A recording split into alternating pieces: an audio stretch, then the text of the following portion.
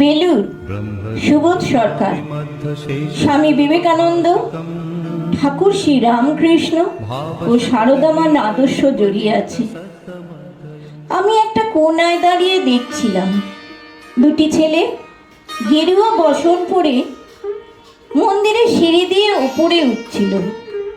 এত মন দিয়ে আমি কাউকে সিঁড়ি স্নেহ করতে দেখিনি, এত ভালোবাসা দিয়ে আমি কাউকে সিঁড়ি থেকে ধুলো তুলতে দেখিনি। সিঁড়ি না, যেন জননীর তপ থেকে ধুলো তুলছে। এভাবে সিঁড়ি থেকে ধুলো মুছতে আমি কোথাও দেখিনি।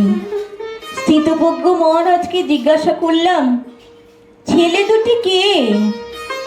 মহারাজ মৃদু হেসে বললেন, একজন নিউক্লিয়ার ফিজিসিস্ট আর একজন বিএমের 6 লাখ টাকার চাকরি ছেড়ে এখানে এসেছে, সিঁড়ি ধুতে এসেছে। যে সিঁড়ি দিয়ে মানুষ ওপরে ওঠে তা যেন পরিষ্কার হয়। মহারাজ চলে গেছেন। সন্ধ্যা নেমে আসছে গঙ্গায়, আমার ভেতরেও নামছে সন্ধ্যা। সারা পৃথিবীতে এত সিঁড়ি, সিঁড়িতে সিঁড়িতে এত দাগ, এত ক্রোধ, এত অপমান।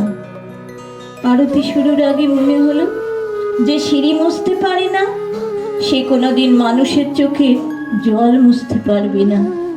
যে সিঁড়ি মুছতে পারে না সে কোনোদিন মানুষের চোখের জল মুছতে পারবে না।